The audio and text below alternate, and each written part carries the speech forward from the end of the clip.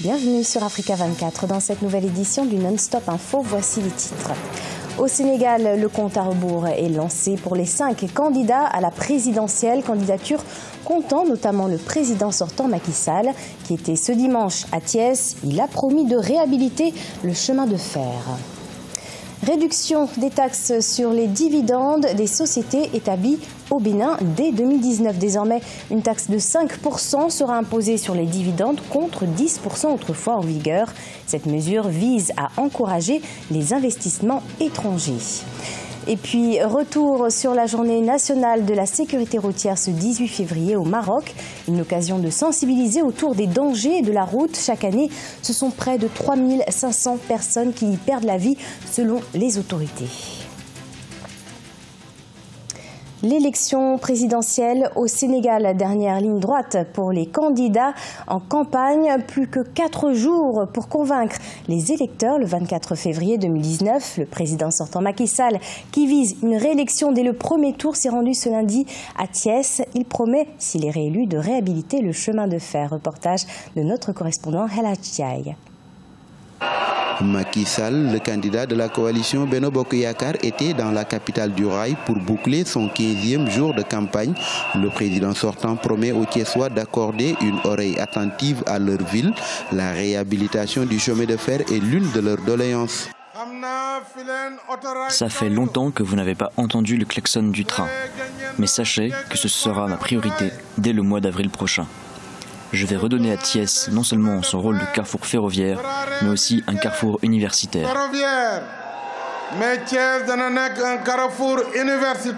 Pour ce faire, le candidat Macky Sall compte augmenter le financement dans le cadre de la délégation pour l'entrepreneuriat rapide. Durant ce meeting, Macky Sall a promis aussi de renforcer le réseau de distribution d'eau dans la région, sans oublier le secteur de l'habitat. Ce qui reste, ce sont les habitants de Mbour 4, qui avaient des problèmes d'habitat. J'avais donné des instructions au gouverneur de la région pour que cette zone soit déclassifiée et que vous ayez des titres fonciers pour habiter. Le président sortant a exhorté ses partisans à se rendre dimanche prochain massivement aux urnes afin de voter le candidat qui a un programme pour Thiès et qui a le financement. La présidentielle se prépare également en Côte d'Ivoire. Les tractations politiques ont d'ores et déjà commencé pour le scrutin de 2020. Pouvoir et opposition s'organisent. De nouveaux partis font leur entrée. Et si certains comptent se tourner vers une coalition, la nouvelle convergence citoyenne, quant à elle, souhaite affronter seule ce scrutin. Son leitmotiv, l'alternance politique. Reportage Oliva Djakotan, notre correspondant en Côte d'Ivoire. À 20 mois de la présidentielle de 2020 en Côte d'Ivoire, le parti politique Nouvelle Convergence Citoyenne compte aborder seule cette échéance électorale dans un contexte où opposition et coalition au pouvoir mettent en place des plateformes de partis politiques pour la conservation ou la reconquête du pouvoir. Les alliances ont déchiré la Côte d'Ivoire. Les alliances ont monté les Ivoiriens les uns contre les autres. Et nous sommes venus pour unir la Côte d'Ivoire. Notre alliance, c'est la population.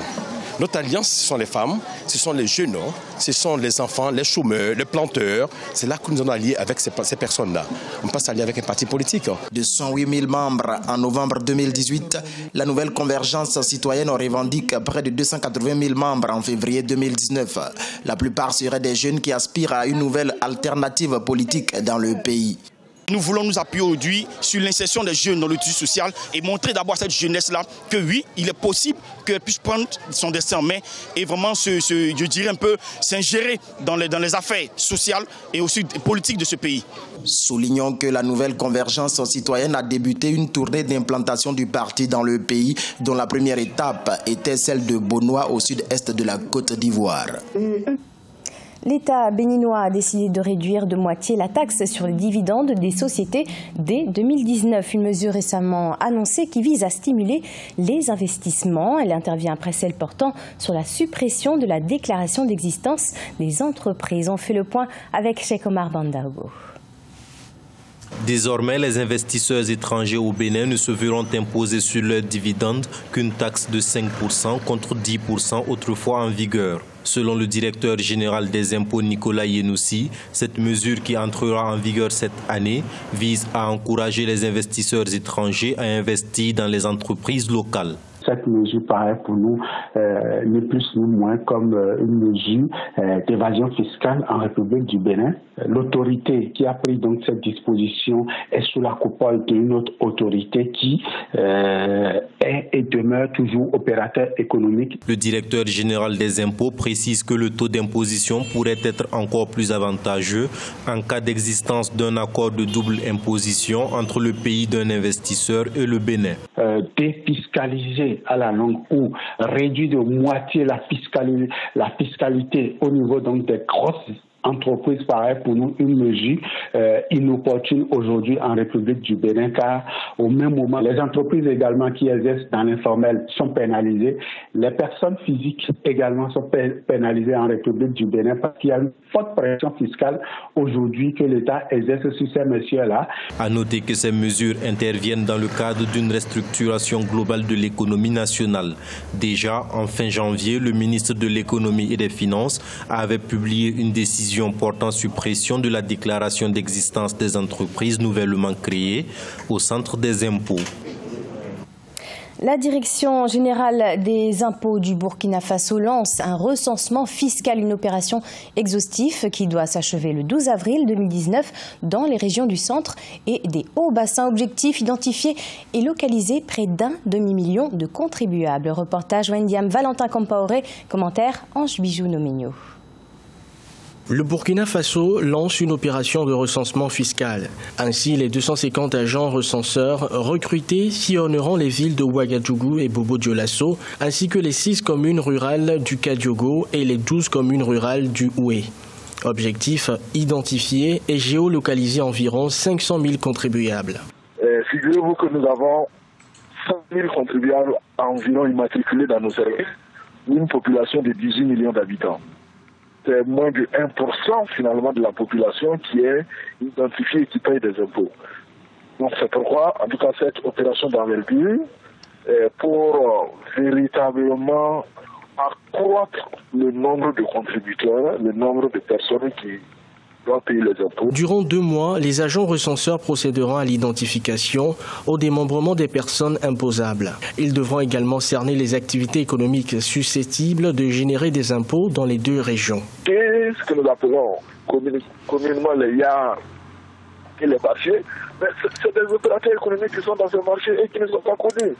Donc c'est eux que nous voulons recenser, avec l'appui des syndicats justement, des commerçants que nous avons déjà rencontrés et qui sont nos partenaires dans le cadre de ce recensement fiscal. On rappelle, la Direction générale des impôts compte pour l'année 2019 atteindre un recouvrement de 859 milliards de francs CFA en 2019 contre 737 milliards de francs CFA en 2018.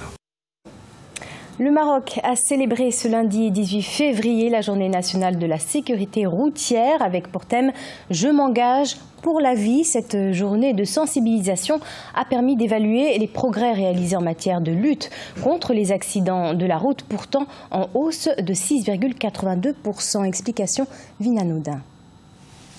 Au Maroc, chaque année, 3500 personnes perdent la vie sur les routes et 100 000 autres sont blessées, ce qui correspond à une moyenne de 9 morts et 320 blessés par jour. Depuis l'instauration en 2006 de la Journée nationale de la sécurité routière, le nombre de victimes de la route diminue, mais le constat reste alarmant. Cette journée est devenue un événement incontournable en matière de sécurité routière. Ce rendez-vous annuel est devenu une occasion de faire un bilan de ce qui a été réalisé annuellement, mais également d'identifier les écueils qui étaient derrière la non-réalisation ou le déploiement de certains projets. Cette journée est l'occasion de faire connaître, impliquer et de donner un rayonnement autant que possible à cette cause nationale auprès de toutes les couches de la société marocaine. L'une des origines les plus fréquentes des accidents de la circulation reste l'excès de vitesse. Selon la présidence du ministère public, il est difficile de faire respecter les limitations de vitesse au Maroc. Pour le ministère, les excès de vitesse représentent un véritable fléau. Plus d'1,5 million d'automobilistes ont commis un excès de vitesse en 2018.